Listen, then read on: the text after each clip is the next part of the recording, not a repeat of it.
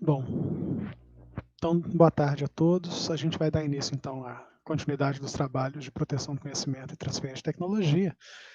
Hoje a gente tem alguns pontos para poder conversar. Eu vou separar de uma forma que a gente consiga, nessa primeira parte, tirar alguma dúvida do trabalho que porventura tenha tido, tá? A entrega, eu até deixei aberto o material dentro do Google Sala de Aula, num formulário que recebe arquivos. Então a ideia é simplesmente colocar o nome e o encaminhamento do arquivo. Eu passei isso no chat, coloquei hoje no final da tarde, no chat, lá no grupo do WhatsApp, e a ideia é que a gente consiga, bom, enfim, receber por ali.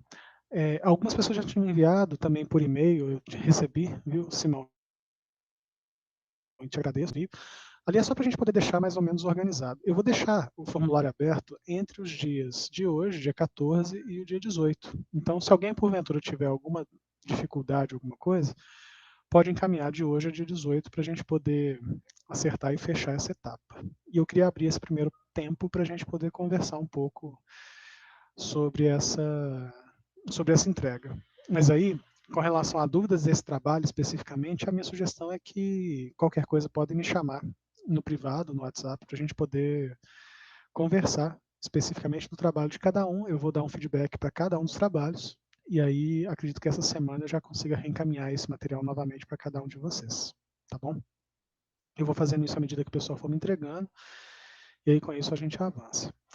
Nas últimas semanas, eu passei alguns materiais aí, e eu queria conversar hoje também sobre eles para a gente poder avançar. Em termos de estrutura, só para a gente poder ter ideia, a estrutura do que a gente tem num documento de patente, basicamente ele tem a, o relatório descritivo, o resumo e as reivindicações.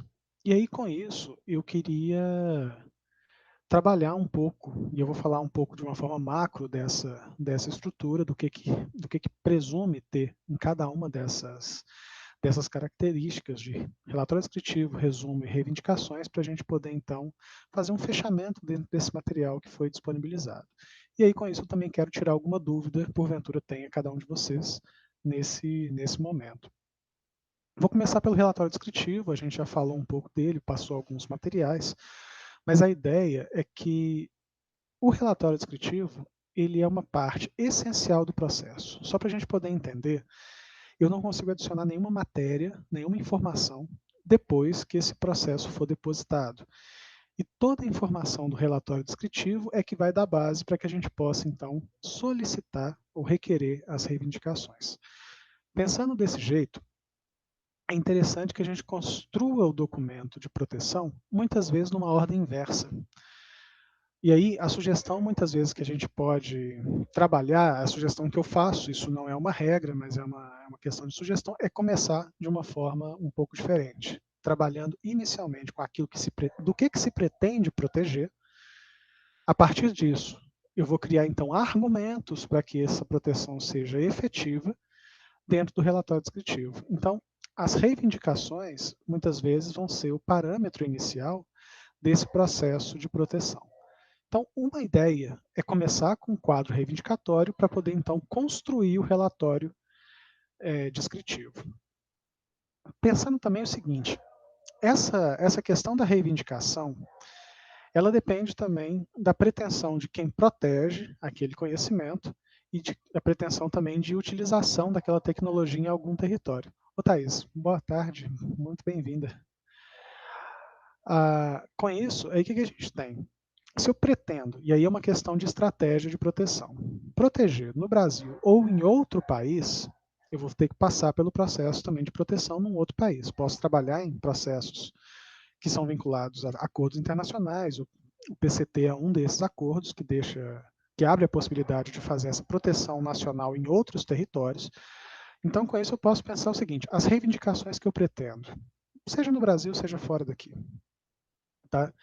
Mesmo que eu tenha requisitos legais que não permitam a própria proteção desse conhecimento no Brasil, mas permitam em outros lugares. Então, eu vou pensar em todas essas possibilidades para, daí, conseguir, então, desenvolver o relatório descritivo. Tá?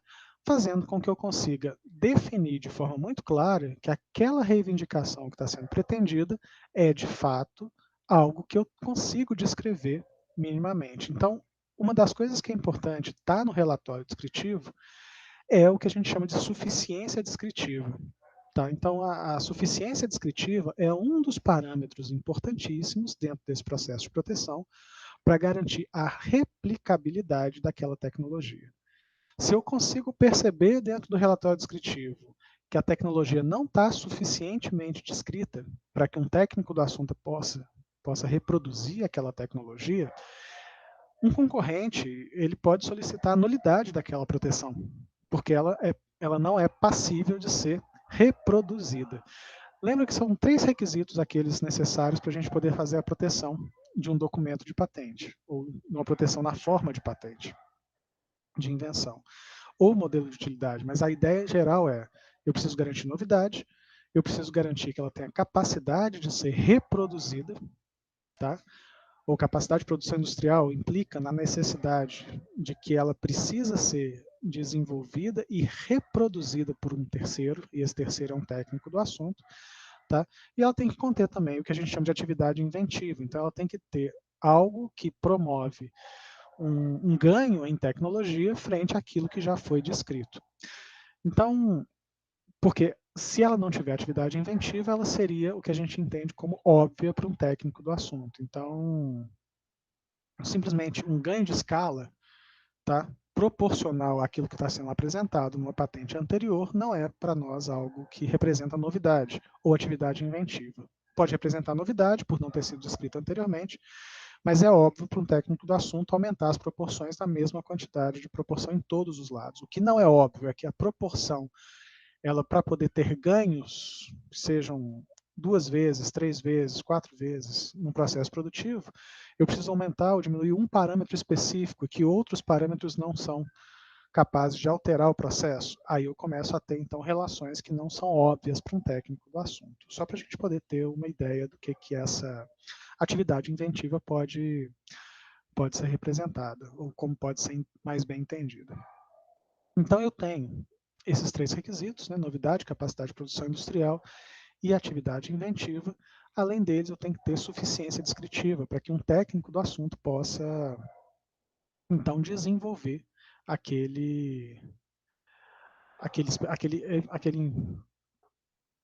experimento, né, ou aquele invento, aquela tecnologia, sem a necessidade do inventor. Então, de alguma forma, a transferência da tecnologia, que é o assunto que eu quero comentar um pouco com vocês para a gente poder avançando com isso, ela precisa de 2 aspectos. Um, a tecnologia que está protegida, ela é algo que precisa ser explicativa.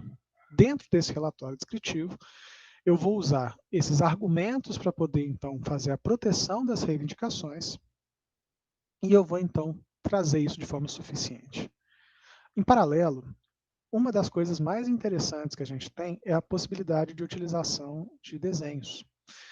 Esses desenhos, eles são para a gente algo importantíssimo no processo de conseguir descrever. E aí a gente pode separar em 2 estruturas. Você tem o desenho técnico, que é recomendado, inclusive, pelas estruturas que o NPI hoje recebe. Isso já foi comentado, abordado nessas publicações que eu compartilhei com vocês. Mas ele não necessariamente é um requisito de restrição. Eu posso ter um desenho que não seja técnico, mas que naturalmente seja representativo daquele invento.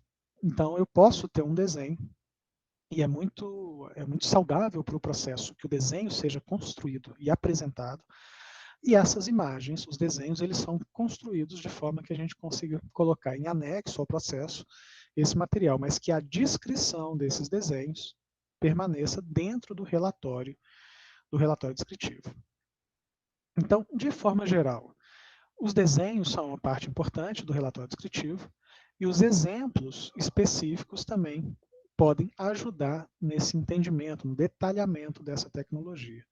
Então, eu vou usar exemplos muitas vezes. Eu aplico essa ideia de exemplo colocando etapas, por exemplo, de um processo. Eu vou medir alguma coisa que tem relação com temperatura. Então, eu posso pegar um exemplo específico para definir limites entre as temperaturas que eu estou usando numa faixa de temperatura aquele experimento ou aquele processo funciona, fora dessa faixa ele não funciona tão bem, mas ele tem um ponto ótimo dentro nessa faixa de temperatura, ou mesmo essa faixa de temperatura consegue proporcionar a execução dessa tecnologia ou desse processo. Estou colocando temperatura, mas poderia ser, por exemplo, variabilidade, vamos pensar, grau de agitação, podemos pensar a quantidade, por exemplo, de composição de um determinado elemento, a gente pode pensar com vários aspectos, e cada um desses exemplos específicos ajuda a interpretar e a dizer faixas na qual aquele invento, aquela tecnologia realmente funciona.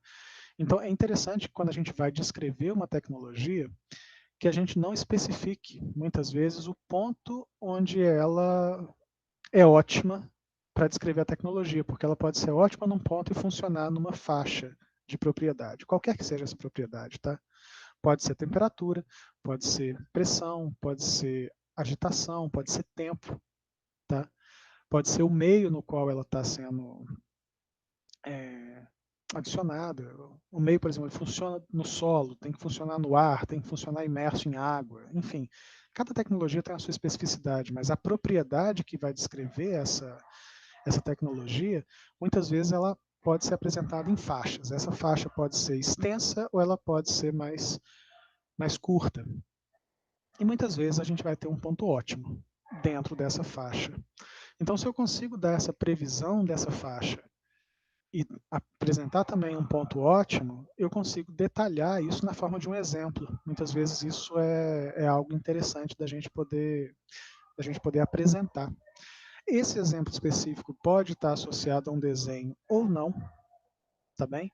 Mas isso ajuda a entender melhor a tecnologia. A sugestão é que quando a gente vai trabalhar, e muitas vezes a gente vai ter que pensar nessa proteção nos três aspectos possíveis. Tá? Eu posso proteger um produto, eu posso proteger um processo, eu posso proteger um uso. Tá? Então, essa proteção ela vai ter que estar direcionada com essas características. Nas reivindicações, o que acontece? Terminando o relatório descritivo, pensando nessa descrição detalhada do que eu quero reivindicar, as reivindicações passam a ser o coração dessa proteção. Na reivindicação, o que eu tenho que tomar cuidado? Produto, processo e uso. Eu sempre tenho relações que podem ser reivindicações que sejam independentes, tá? E reivindicações que sejam dependentes. Então, eu posso ter uma reivindicação independente e com outras reivindicações que aparecem nesse processo de forma dependente a essa reivindicação primeira. Então, eu posso fazer isso a um processo, posso fazer isso a um produto, tá? Posso fazer isso a um uso. Então, eu posso relacionar ou interrelacionar uma reivindicação com outra. Então, isso é possível. Mas a primeira reivindicação, que é independente, ela sempre vai aparecer como se fosse o requisito de novidade garantido pelo documento anterior, que é o relatório descritivo, mas garantindo a partir dali a característica de novidade, tá? E da tecnologia que está sendo pretendida para proteção. Um outro aspecto extremamente importante nesse ponto é que quando eu trato dessa reivindicação, eu posso trabalhar essa reivindicação fazendo menção também às figuras ou ao relatório descritivo, mas ele tem que estar apresentado no documento. Eu não posso reivindicar nada que esteja subentendido dentro do processo. Nesse caso, o óbvio tem que ser descrito, ele tem que ser dito, ele tem que estar referenciado. Vamos pensar o seguinte, ele tem que ter informação no documento de base. Tá?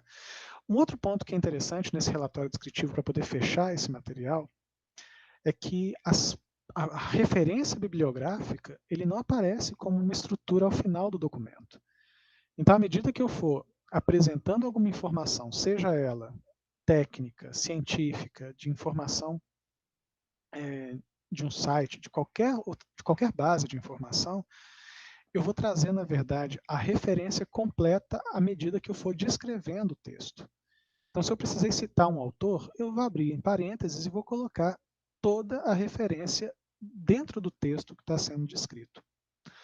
Cada página tem que conter entre 28 e 30 linhas, e aí a gente tem as regulamentações do INPI como instrumentos de referência. O próprio INPI ele apresenta e distribui isso. Se não me engano, eu encaminhei para vocês essa documentação do INPI como se fossem modelos para que a gente pudesse utilizar. De todos os aspectos, relatório descritivo, reivindicação, desenho e resumo, para a gente poder avaliar essa construção tendo um documento base como âncora, como estrutura de base para a gente poder trabalhar em cima. A última parte é o resumo. E o resumo, ele acaba criando uma estrutura, uma página, um parágrafo único, que vai dizer para nós o cerne daquela tecnologia que está sendo pretendida, tá? Seja processo, produto ou uso, mas o resumo acaba sendo a construção dessa estrutura. Com essas novas estruturas que o INPI divulga e apresenta, eles são as mais recentes que a gente tem, tá? E esse documento que ele apresenta por área, inclusive a área de química toma um aspecto um pouco diferente pela especificidade do vocabulário e da linguagem utilizada, tá? Então é possível que a gente tenha características distintas dentro de uma estrutura, de uma proteção de tecnologia que envolva a área de química com outras áreas. Então, é muito comum que um documento de patente seja muito diferente do outro. E muitas vezes o que a gente tem é uma estrutura de base que funciona nesse processo. Então, com isso, hoje vocês têm algumas informações. Eu me ausentei durante essas 2 últimas semanas, mas esse material que foi apresentado como sugestão, ele traz, em grande medida, essa estrutura que eu comentei rapidamente com vocês aqui, mas com esse documento base, eu consigo entrar com um pedido junto ao INPI. Tá? Existem algumas relações de entrada do pedido que são interessantes para a gente poder avaliar, porque a entrada do pedido ela não avalia mérito. Então, o pedido de patente, o depósito de um pedido de proteção na forma de patente, ele não avalia mérito. Ele avalia simplesmente forma. E o que significa isso? Tendo os 3 requisitos de estrutura, resumo, reivindicações e relatório descritivo, o INPI recebe aquela documentação como uma possível proteção de conhecimento, que vai ser avaliada num tempo futuro, tá? Mas que não impede esse recebimento de maneira nenhuma. Então, o que acontece? Quando a gente busca informação tecnológica, é interessante a gente tentar fazer uma separação entre aquilo que é um pedido de proteção daquilo que é uma patente concedida. No Brasil, ambas vão receber a mesma numeração.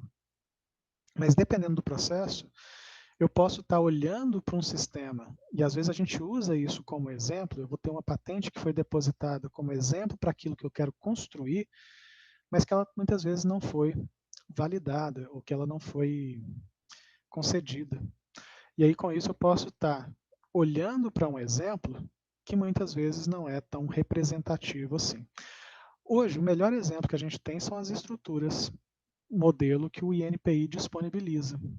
As resoluções são muito recentes, muito mais novas do que os processos de patente que atualmente no Brasil têm sido concedidos. Então, essa diferença é importante. Se eu vou tomar um documento como base, se esse documento realmente está de acordo com as características que o INPI recebe, é uma avaliação técnica que tem que ser feita. Tá? Eu não posso assumir que uma vez entregue o documento, ele está de acordo com a avaliação técnica. Eu posso entender que, uma vez entregue esse documento para proteção patentária, ele assume requisitos mínimos de forma, relatório descritivo, o resumo e as reivindicações. Ele tem essa característica como estrutura e o INPI recebe. O mérito ele vai ser avaliado só num segundo momento. Então, quando a gente for ter avaliação de mérito, e aí nós estamos falando de tempos da ordem de 6, 7, 8 até 10 anos, em alguns momentos a gente tem essa característica de tempo para avaliação, e esse material, então, ele pode não ser um bom exemplo. Então, hoje o que a gente tem, o INPI, inclusive, fez um trabalho importantíssimo nesse processo, que foi disponibilizar essas estruturas como exemplo. Tá bom? Eu queria abrir para se alguém tiver ou quiser fazer algum comentário, para a gente poder, então, fazer um fechamento dessa forma, e eu queria propor um trabalho junto conosco, na equipe, na sequência. Mas eu vou primeiro abrir, depois eu comento um pouco sobre esse trabalho, tá bom? Alguém quer fazer algum comentário? Está aberta a palavra. Bem-vindo a todos, todas. Thaís, bem-vindo, bem-vinda.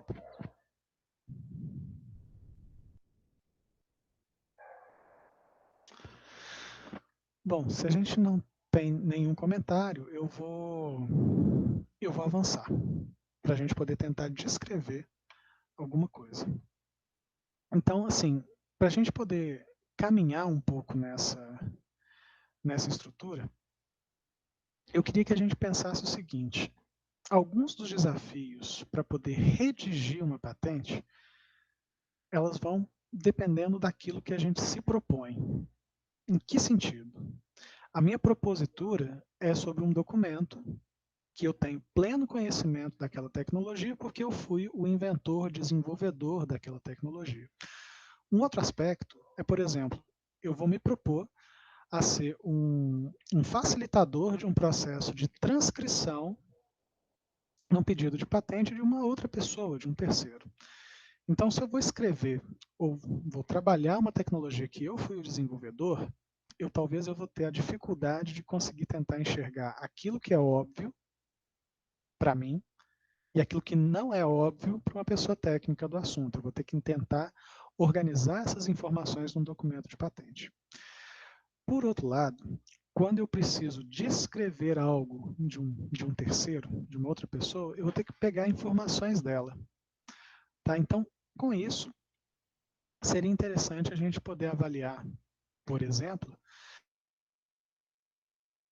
ver alguns objetos. E aí, com isso, eu queria sugerir que a gente fizesse uma separação. Aqui na turma somos 11, contando comigo, a gente tem 10 pessoas. Posso sugerir, então, o seguinte: que a gente faça um exercício rápido, uma atividade entre a gente aqui, para poder organizar duas avaliações. Mas eu queria separar isso em grupo. Podemos fazer? Na minha lista que está aqui, eu vou pegar as cinco primeiras pessoas para a gente poder organizar no primeiro grupo. Pode ser Keiciane, Lidiane, Luma, Noé e Paulo. Tá, então esse seria o grupo 1. O grupo 2, Rafael, Simão, Thaís, Tiago e Vanessa. Olha só, aqui eu queria que vocês conseguissem. Grupo 1, vocês conseguem observar isso aqui? Sim. Sim? Então, vocês vão escrever aí com vocês. Isso aqui é uma caneta, marca texto, tá ok? Com uma tampa. E aí eu queria que vocês tentassem descrever essa caneta marca texto. Pensando o seguinte: na caneta marca texto, eu tenho algumas características dela. Eu vou tentar passar isso aqui de forma que vocês consigam observar. Se quiser fazer um print na tela, eu posso fazer o print também. Mas essa é a caneta. Essa é a característica dela. É uma caneta que pode assumir outras colorações que não só a laranja. Ela tem outras relações que podem ser diferentes. Por exemplo, amarela, ou coloração. Então, isso são possibilidades dela. Mas eu queria que vocês descrevessem essa tecnologia. Tá? Ela tem um propósito, ela tem uma característica. Então, se eu fosse, por exemplo, proteger essa tecnologia daqui. Esse aqui é do pessoal do grupo que eu falei, foi 1 ou 2? Grupo 1. Grupo 1. Tá bom. Grupo 1. Do grupo 2, eu queria que a gente fizesse uma outra coisa.